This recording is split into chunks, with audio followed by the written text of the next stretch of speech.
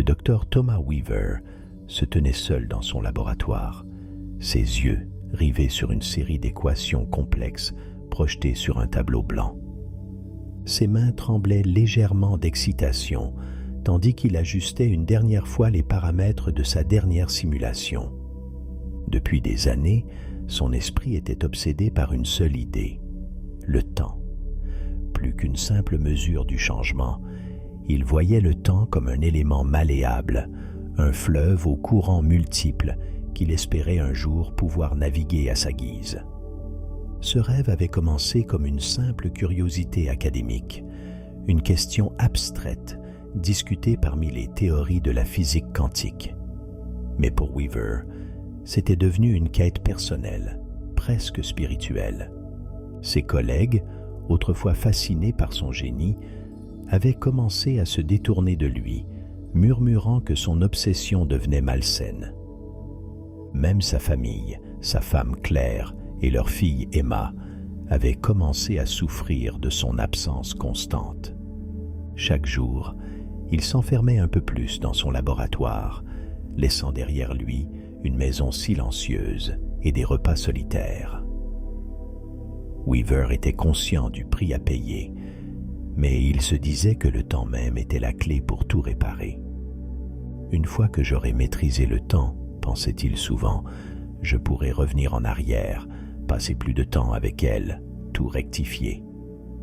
Cependant, depuis quelques semaines, quelque chose d'étrange semblait entraver ses progrès. Des coupures de courant inattendues avaient interrompu plusieurs de ses sessions de travail cruciales, mettant en péril des mois de calcul. Des documents importants, soigneusement archivés dans son bureau, avaient mystérieusement disparu. Mais l'incident le plus troublant fut l'accident de voiture. Une nuit, alors qu'il travaillait tard, une berline noire avait subitement dévié de la route pour s'écraser contre le mur de son laboratoire. Par chance, Weaver n'avait pas été blessé, mais l'événement l'avait profondément secoué. Depuis cet accident, il se mit à soupçonner d'anciens collègues de travail qui auraient été mis au courant de ses avancées et qui voudraient le devancer ou simplement s'emparer de ses recherches et revendre la machine à des puissants. Parfois, il avait l'impression d'avoir déjà vécu certains moments, comme si son esprit effleurait un souvenir perdu dans les méandres du temps. Parfois, il se demandait si ce n'était pas sa femme qui tenterait désespérément de lui sortir cette idée de la tête en le décourageant. Mais Weaver était un homme de science, et il refusait de se laisser distraire par ces impressions fugaces. Pour lui, ce n'était qu'une manifestation de la fatigue accumulée. Il devait rester concentré. En cette soirée particulière, la pluie battait contre les vitres du laboratoire, et le crépitement de l'orage au loin ajoutait une note dramatique à l'atmosphère déjà tendue. Weaver fit un pas en arrière, contemplant son tableau. L'équation était enfin complète. Une excitation fébrile s'empara de lui. Tout était prêt pour le prochain test de la machine. Il jeta un coup d'œil à la photo encadrée de sa famille, posée sur son bureau. Claire et Emma souriaient, insouciantes, ignorant tout de ses tourments intérieurs. Un bref sentiment de culpabilité traversa son esprit, mais il le repoussa. « Bientôt, » murmura-t-il. « Bientôt, tout cela aura un sens. » Alors qu'il se préparait à enclencher la simulation, une soudaine coupure de courant plongea le laboratoire dans l'obscurité totale. Weaver se dirigea vers le tableau électrique, les mains effleurant les meubles et les murs du laboratoire. En rétablissant la lumière, il vit une ombre furtive, juste au bord de son champ de vision, disparaissant presque instantanément. Weaver se retourna brusquement, mais il n'y avait rien. Juste le silence oppressant du laboratoire. Il resta immobile, le cœur battant, une nouvelle sensation de déjà-vu plus intense que jamais le submergeant. Pourtant, il n'y avait personne. Juste lui et son rêve impossible de contrôler le temps. « Tu deviens paranoïaque, Thomas, » se dit-il à voix haute, comme pour se rassurer. Mais au fond de lui, une inquiétude grandissait, une peur irrationnelle qu'il ne pouvait expliquer. Repoussant ses pensées, il se tourna à nouveau vers ses travaux. Rien ne devait l'empêcher d'avancer. Pas maintenant, alors qu'il était si proche du but. Le docteur Thomas Weaver reprit son travail, ignorant les premiers signes de ceux qui allaient bientôt bouleverser non seulement sa vie, mais la réalité elle-même. Le lendemain, malgré la nuit agitée qu'il avait passée, le docteur Thomas Weaver se leva avec une détermination renouvelée. Les mystères et les anomalies des dernières semaines semblaient s'être dissipés avec la lumière du jour, ne laissant derrière eux qu'une légère tension dans l'air. Il était résolu à surmonter ces distractions. Aujourd'hui serait le jour où tout changerait. En entrant dans son laboratoire, Weaver sentit l'excitation monter en lui. Le tableau blanc, avec ses équations soigneusement notées, semblait presque l'inviter à faire le dernier pas. Il s'approcha de la machine, une imposante structure faite de câbles, de circuits complexes et de composants qu'il avait assemblés avec minutie au fil des ans. L'appareil, qu'il avait baptisé Chronos, était le fruit de toute une vie de recherche et de sacrifice. Il ajusta quelques derniers réglages, vérifiant chaque connexion, chaque paramètre, comme il l'avait fait des dizaines de fois auparavant. Cette fois, cependant, tout semblait parfaitement aligné. Weaver pouvait presque sentir l'énergie contenue dans la pièce, prête à se libérer au moment où il appuierait sur l'interrupteur. Alors qu'il s'apprêtait à lancer le premier véritable test de Chronos, un coup retentit soudainement à la porte de son laboratoire. Weaver sursauta, surpris. Qui pouvait bien venir le voir à une heure aussi matinale, surtout alors qu'il avait pris soin de travailler en secret? Il hésita un instant, l'envie de tout simplement ignorer l'intrus et de continuer son travail luttant contre sa curiosité. Finalement, il se dirigea vers la porte, l'ouvrit et se retrouva face à un homme qu'il n'avait jamais vu auparavant. L'inconnu, vêtu d'un long manteau sombre trempé par la pluie, avait un regard intense et inquiet. Ses traits, bien que marqués par l'âge, trahissaient une grande intelligence. Il semblait nerveux, jetant des coups d'œil anxieux par-dessus son épaule, comme s'il était suivi. « Docteur Weaver, je présume ?» dit l'homme, sa voix basse et légèrement tremblante. Weaver hocha la tête, perplexe. « Oui, c'est moi. Puis-je savoir à qui j'ai l'honneur ?» L'homme ne répondit pas immédiatement. Il semblait chercher ses mots, pesant chaque phrase avec soin avant de parler. « Je n'ai pas beaucoup de temps. Vous devez m'écouter attentivement. Ce que vous êtes sur le point de faire, vous ne pouvez pas le faire. » Weaver fronça les sourcils. « Pardon ? Je ne comprends pas. Qui êtes-vous et de quoi parlez-vous » L'homme s'avança, presque suppliant. « Peu importe qui je suis. Ce qui compte, c'est que vous abandonniez vos recherches. Vous n'avez aucune idée des conséquences que cela pourrait avoir. Le temps n'est pas un jouet, Dr. Weaver. Ce que vous faites pourrait... Non, cela va provoquer des catastrophes au-delà de votre imagination. » Weaver resta silencieux un moment, scrutant l'homme devant lui. Tout en lui respirait la sincérité, mais quelque chose ne collait pas. Pourquoi cet inconnu se présenterait-il ainsi, sans aucune preuve, sans aucune explication concrète? Et pourquoi maintenant, alors qu'il était sur le point d'accomplir l'œuvre de sa vie? « Je comprends que vous puissiez être préoccupé, » répondit finalement Weaver, « mais je ne peux pas abandonner mes recherches simplement parce qu'un inconnu frappe à ma porte avec des avertissements vagues et alarmistes. Vous devez comprendre, je suis sur le point de faire une découverte qui pourrait révolutionner notre compréhension du temps. » L'homme secoua la tête, désespéré. « Vous ne comprenez pas. Je suis ici pour vous sauver, pour nous sauver tous. Si vous activez cette machine, les répercussions seront irréversibles. » Weaver sentit une colère froide monter en lui. Qui était cet homme pour venir ainsi interférer dans son travail, pour tenter de le détourner du seul objectif qui avait encore un sens pour lui? « Je vous ai écouté, » dit-il d'une voix ferme. « Mais je suis un homme de science, pas de superstition. Si vous n'avez rien de concret à me montrer, alors je vais continuer. » L'homme sembla un instant sur le point de dire autre chose, mais il se retint, ses épaules s'affaissant dans un signe de résignation. « Je vois que je ne peux pas vous convaincre, mais sachez que je vous aurai prévenu. » Sur ces mots, il fit demi-tour et disparut dans le couloir, laissant Weaver seul avec ses pensées tourmentées. Pendant un moment, Weaver resta immobile, troublé par cette étrange rencontre, mais il finit par secouer la tête. Non, il ne pouvait pas se laisser distraire, pas maintenant.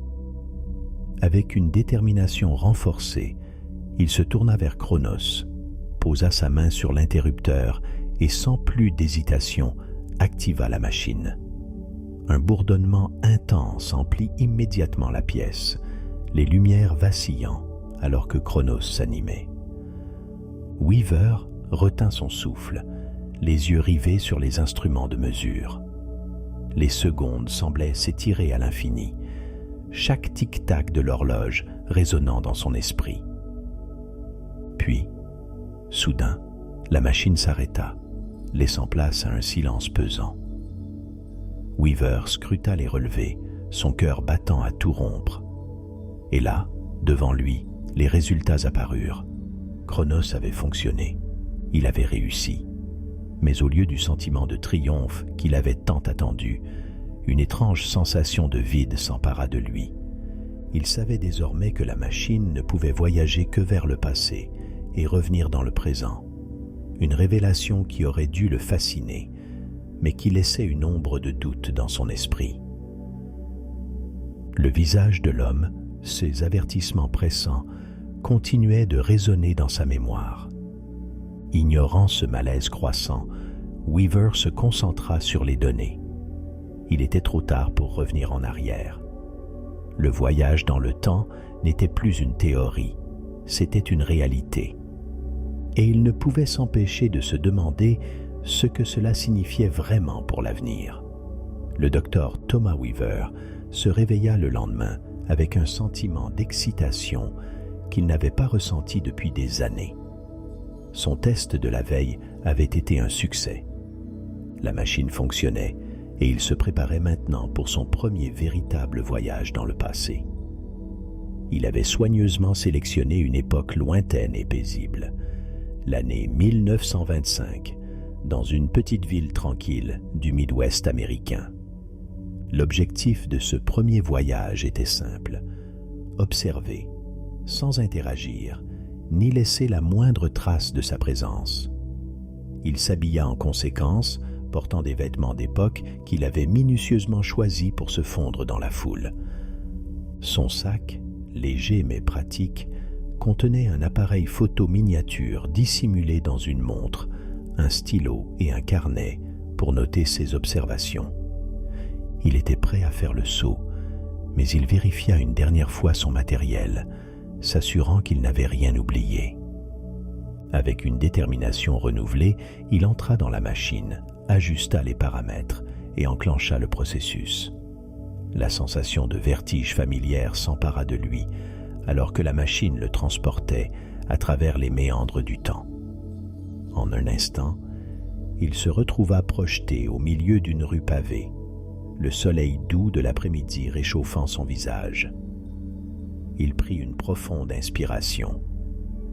L'air sentait le charbon et le foin, une odeur ancienne, presque oubliée. Tout autour de lui, la ville semblait figée dans un passé révolu. Des voitures d'époque passaient lentement, les gens marchaient, discutant entre eux sans se douter que quelqu'un parmi eux venait d'un futur lointain. Weaver commença à explorer la ville, s'émerveillant de chaque détail. Il se fondit dans la foule, se déplaçant avec précaution, prenant des photos discrètes et notant des observations dans son carnet. Il était parfaitement invisible, un spectateur silencieux du passé. Cependant, alors qu'il marchait dans une ruelle pavée étroite, il trébucha légèrement sur une pierre mal placée. Dans la confusion, un objet glissa de sa poche sans qu'il s'en aperçoive. C'était un stylo, moderne, en métal chromé, un modèle que l'on ne trouvait pas en 1925. Weaver, trop concentré sur sa mission, continua son exploration sans se rendre compte de sa perte. Le reste du voyage se déroula sans incident. Weaver finit par retourner à la machine, satisfait de sa première incursion dans le passé. Il enclencha le processus de retour, et en un instant, il se retrouva à nouveau dans son laboratoire, le cœur battant d'excitation. Ce n'est que plus tard, alors qu'il analysait les données de son voyage, qu'il réalisa que quelque chose n'allait pas. Il fouilla dans ses poches pour retrouver son stylo, celui qu'il utilisait pour prendre des notes dans son carnet. Mais le stylo avait disparu. Il resta immobile, son esprit tournant à toute vitesse. Le stylo était-il tombé dans le passé? Si oui, qu'est-ce que cela pouvait signifier? Il essaya de se rappeler où il avait pu le perdre, mais son esprit était embrouillé par l'excitation du voyage. Il se revit trébuchant dans la ruelle, et un sentiment de panique commença à l'envahir. Weaver savait que même un petit objet, laissé dans une époque qui n'était pas la sienne, pouvait avoir des conséquences imprévues. Un stylo moderne, trouvé par quelqu'un en 1925, pourrait changer la vie de cette personne, voire plus. Il tenta de se rassurer. Après tout, ce n'était qu'un stylo, un petit objet insignifiant. Mais une voix dans son esprit, la même qui l'avait averti des dangers du voyage dans le temps, ne cessait de le tourmenter. « Qu'as-tu fait, Thomas ?» Il passa les heures suivantes à tenter de rationaliser la situation, à se convaincre que rien de grave ne pouvait découler de cet incident. Mais il savait au fond de lui que les règles qu'il s'était fixées avaient été enfreintes. Ce premier voyage, qu'il espérait être un simple test d'observation, venait de poser les bases d'une anomalie qui pourrait avoir des conséquences bien plus grandes qu'il ne l'imaginait. Pour la première fois depuis le début de ses recherches, Weaver sentit une véritable peur s'emparer de lui. Il savait qu'il devrait retourner dans le passé pour corriger son erreur, mais il craignait que chaque tentative ne fasse qu'empirer la situation. Pourtant, il n'avait pas le choix. Le voyage dans le temps n'était plus une simple théorie, c'était une réalité, et il devait en assumer toutes les responsabilités. Un soir, alors qu'il travaillait tard dans son laboratoire, Weaver fut frappé par une sensation vertigineuse. Il leva les yeux de son travail et se figea. Les murs du laboratoire ondulaient légèrement, comme un mirage, et des images étranges, fugaces, apparaissaient et disparaissaient sous ses yeux. C'était comme s'il voyait des fragments d'autres réalités superposées à la sienne. Terrifié, il se leva d'un bond, mais avant qu'il ne puisse réagir, la sensation disparut aussi vite qu'elle était venue. Le laboratoire redevint normal, mais Weaver était profondément secoué. Il comprit alors que ce qu'il venait de vivre n'était pas une hallucination, mais le signe d'une anomalie temporelle croissante. Sa simple présence dans le passé avait commencé à fracturer la réalité. Weaver savait qu'il devait agir, et vite. Il retourna à ses notes, analysant frénétiquement chaque détail de son voyage, cherchant une solution pour réparer le dommage qu'il avait causé. Mais plus il fouillait, plus il réalisait l'ampleur de son erreur. Le stylo, cet objet anodin, avait probablement été trouvé par quelqu'un en 1925, et avait pu inspirer des idées, déclencher des événements qu'il ne pouvait pas prévoir. Sa seule chance était de retourner dans le passé, de localiser l'endroit où il avait perdu l'objet et de le récupérer avant qu'il ne soit trop tard. Mais même cette solution semblait risquée. Chaque nouveau voyage augmentait le danger d'aggraver l'anomalie. Alors qu'il planifiait son retour dans le passé, une nouvelle inquiétude s'insinua en lui. Et si l'anomalie avait déjà commencé à affecter non seulement le présent, mais aussi l'avenir? Et si, en tentant de réparer son erreur, il ne faisait qu'empirer les choses? Ces questions tournaient en boucle dans son esprit alors qu'il se préparait à activer Chronos une nouvelle fois. Le poids de ses actions le submergeait, mais il n'avait pas d'autre choix. Il devait retourner dans cette ruelle de 1925, retrouver ce stylo et essayer de réparer ce qu'il avait involontairement causé. Mais au fond de lui, Weaver savait que les règles du temps étaient bien plus complexes et dangereuses qu'il ne l'avait jamais imaginé. Et tandis qu'il enclenchait la machine pour un nouveau voyage, une part de lui craignait que ce ne soit déjà trop tard. Le temps, désormais, jouait contre lui. Le docteur Thomas Weaver enclencha la machine avec une nervosité palpable. Les lumières vacillèrent brièvement alors que Chronos s'activait, mais cette fois, le bourdonnement familier de la machine résonnait avec une lourdeur qui n'existait pas lors des tests précédents. Weaver se sentait plus comme un homme condamné que comme un pionnier de la science.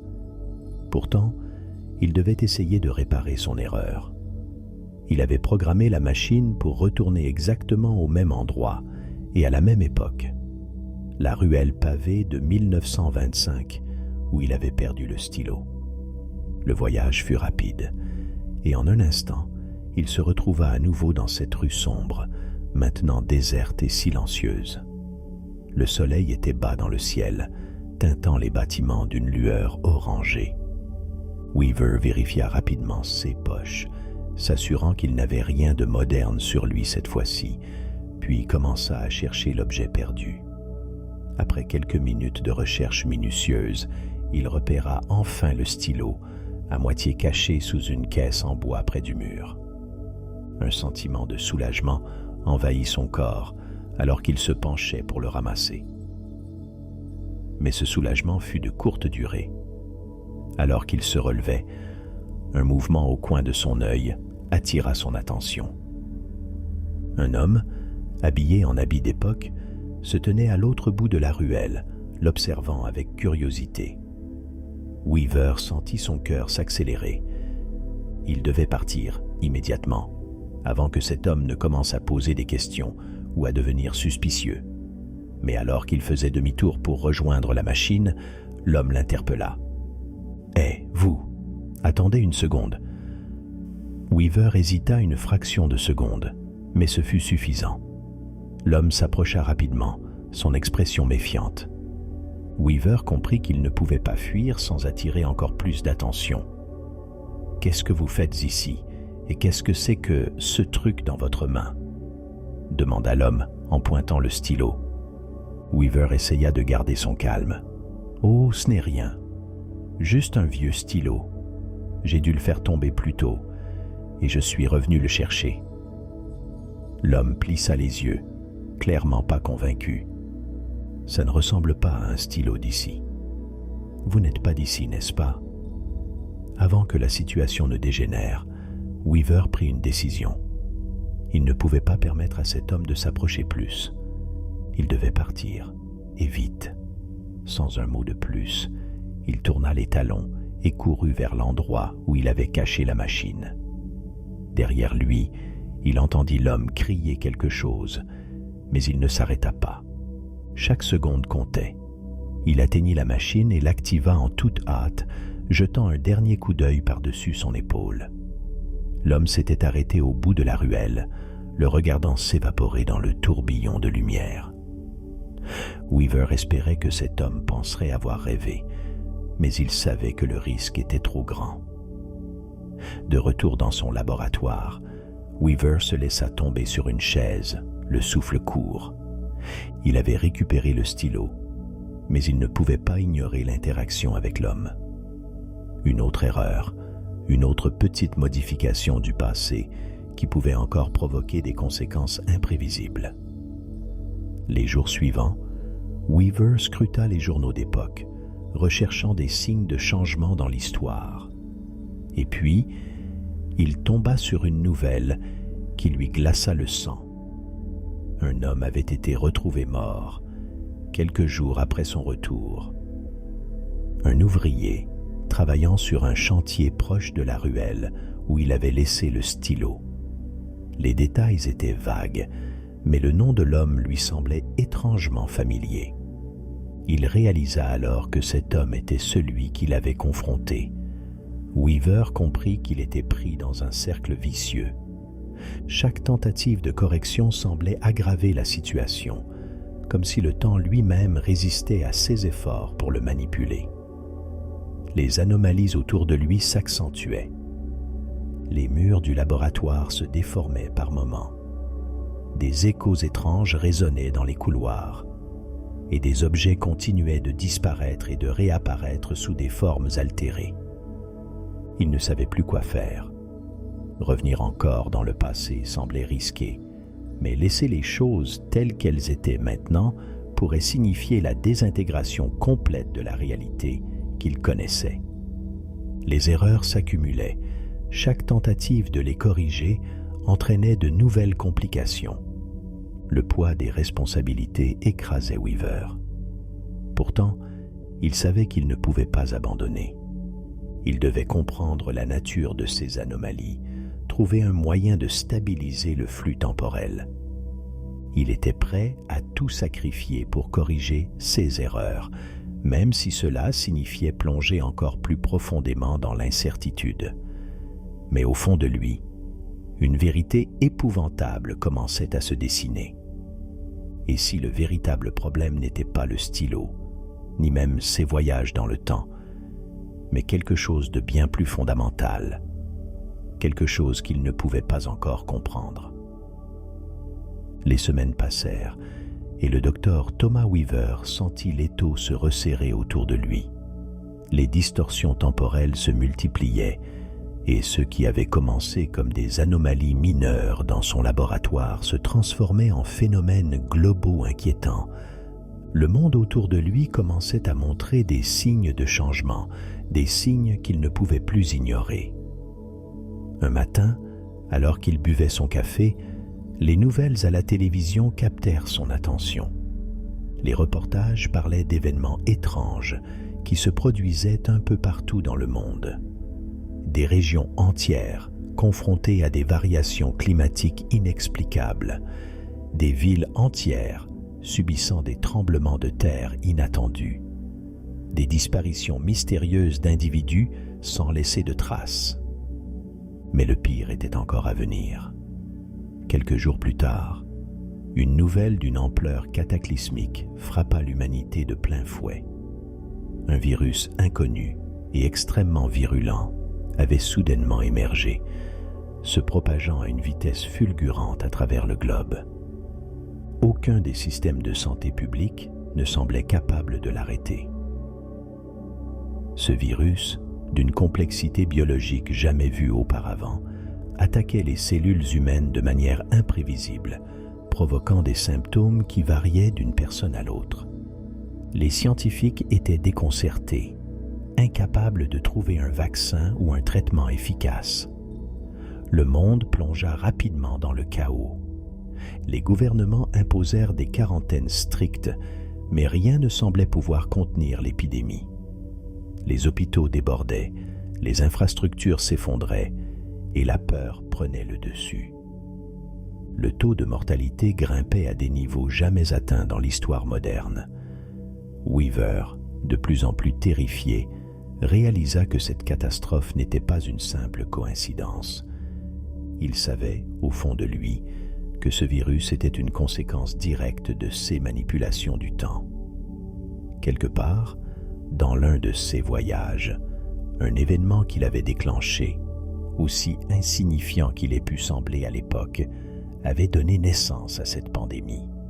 Peut-être une mutation, un échange de gènes entre espèces, quelque chose d'imprévu avait été amplifié par ses actions, créant cette menace mondiale.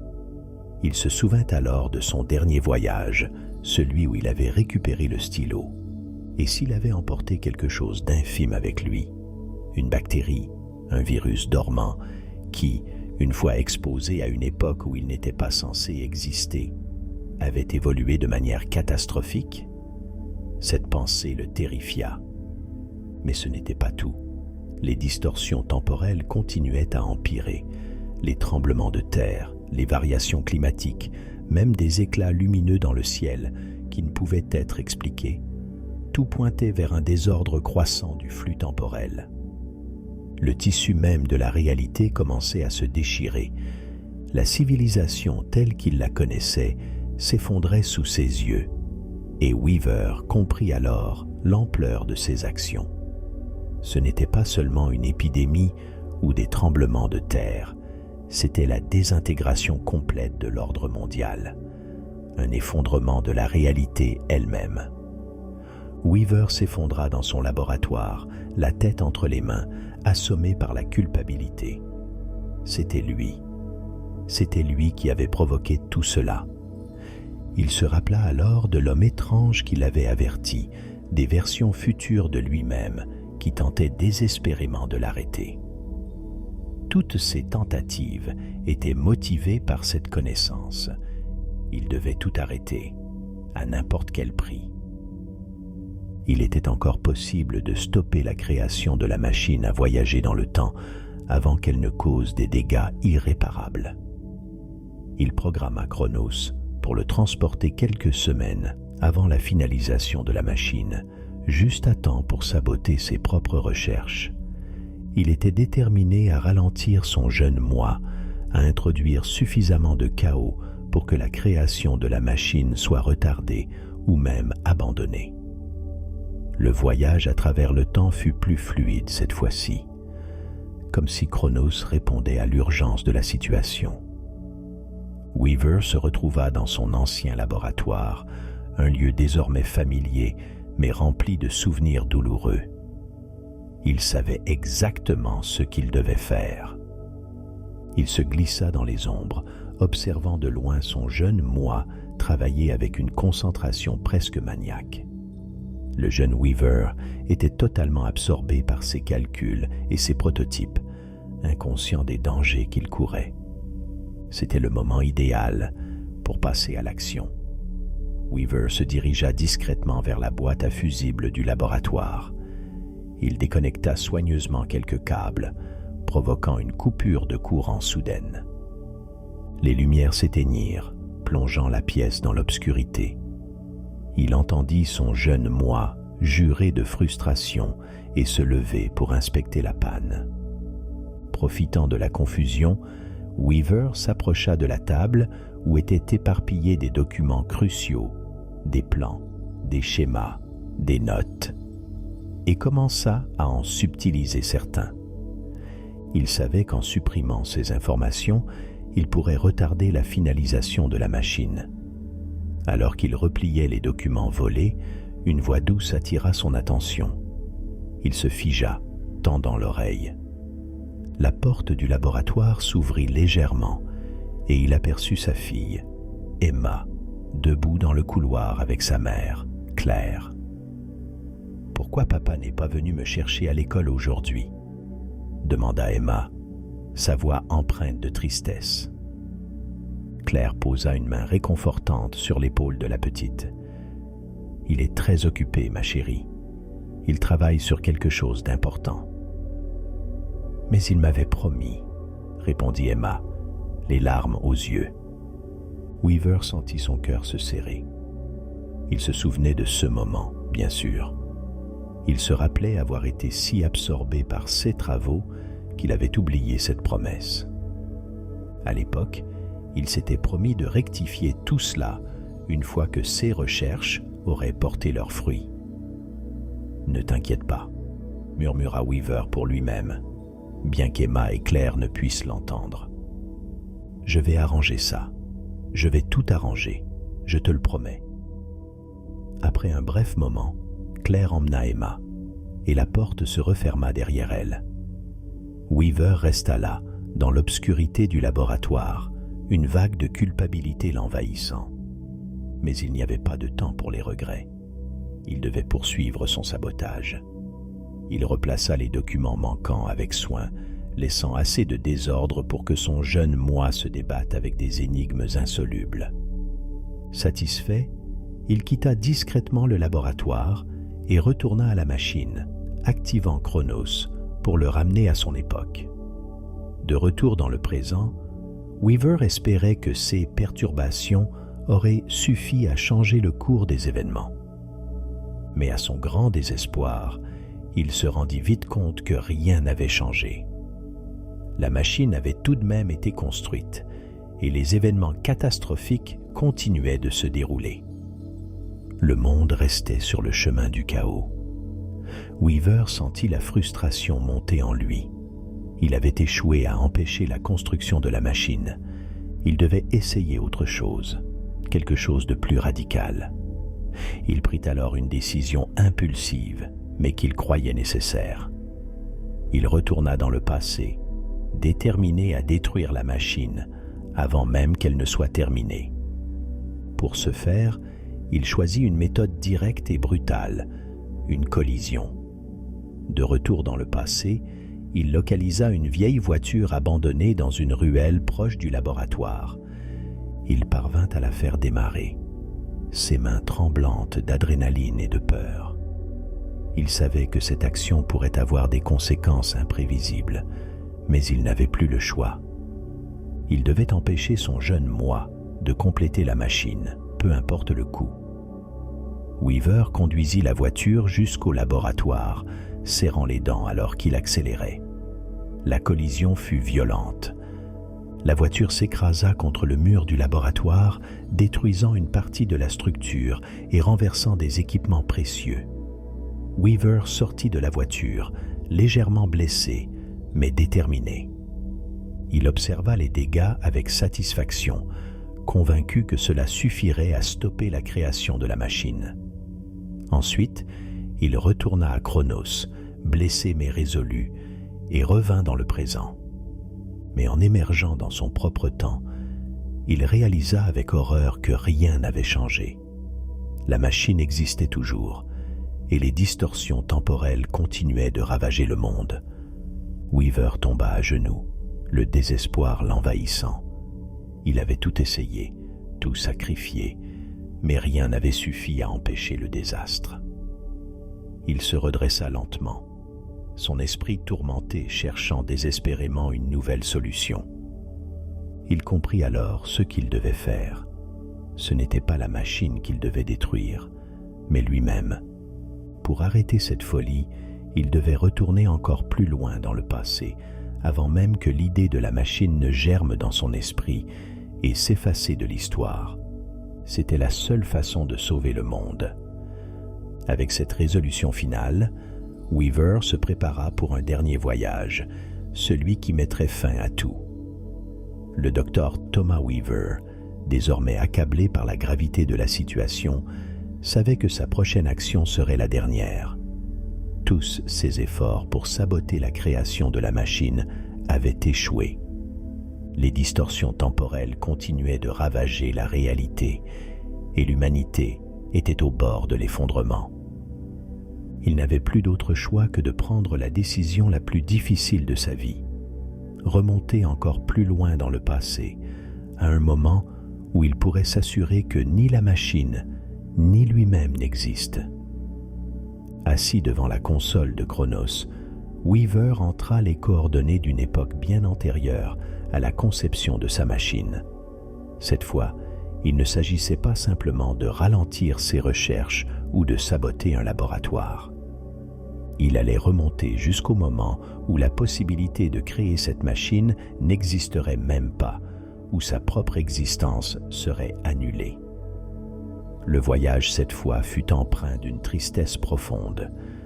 Weaver savait qu'il allait renoncer à tout, à son travail, à ses découvertes et surtout à sa famille.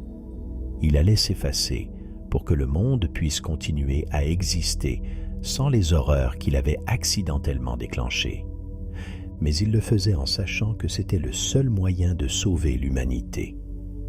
Il atterrit dans une petite ville, des décennies avant sa propre naissance, dans une époque où ses parents n'étaient même pas encore mariés. Weaver savait exactement ce qu'il devait faire. Il devait empêcher la rencontre de ses parents, s'assurer qu'ils ne se rencontreraient jamais, et donc qu'ils ne viendraient jamais au monde pour créer Chronos. Il observa discrètement les environs, localisant l'endroit où ses parents étaient supposés se rencontrer pour la première fois. Ils ne se connaissaient pas encore, mais un simple coup de pouce du destin avait arrangé leur rencontre lors d'une fête foraine en ville. Weaver se rendit sur place, se cachant parmi la foule, observant attentivement. Il repéra sa mère, encore jeune, pleine d'espoir et de vie, se dirigeant vers un stand de tir, l'endroit où elle allait rencontrer l'homme qui deviendrait son père. Le cœur lourd, Weaver s'approcha discrètement de l'homme en question, son futur père, et entama une conversation amicale, se débrouillant pour le détourner de son chemin. « Vous avez déjà essayé les montagnes russes ici ?» demanda Weaver, affichant un sourire qui masquait sa douleur intérieure. « On dit que c'est l'attraction la plus impressionnante de la fête. » Son père hésita, jetant un coup d'œil vers le stand de tir où il se dirigeait à l'origine. « Je pensais aller là-bas, mais pourquoi pas? Les montagnes russes semblent amusantes. » Weaver sentit un pincement au cœur en voyant son plan se dérouler comme prévu. Son père suivit son conseil et se dirigea vers les montagnes russes, s'éloignant du chemin qui l'aurait conduit à rencontrer la femme de sa vie. Weaver observa la scène avec un mélange de soulagement et de tristesse. Il savait que cette simple interaction suffirait à changer le cours de leur vie. Ils ne se rencontreraient pas, ne se marieraient pas, et ils ne naîtraient jamais. L'effet fut presque immédiat. Alors que son père s'éloignait, Weaver ressentit une étrange sensation. C'était comme si le monde autour de lui commençait à se dissoudre, à s'effacer progressivement. Il savait que c'était le signal. L'univers commençait à ajuster le flux temporel, à corriger les anomalies. Sa propre existence était en train de disparaître, lentement, inéluctablement. Weaver se retira dans un coin tranquille, sentant chaque instant de son existence s'échapper. Il sortit une dernière fois la photo de sa femme et de sa fille de son portefeuille. Les larmes lui montèrent aux yeux. Elle n'existerait jamais dans cette version du temps, mais elle resterait à jamais gravée dans son cœur, même s'il allait disparaître. « Je suis désolé », murmura-t-il, s'adressant à sa famille, même si elle ne pouvait l'entendre.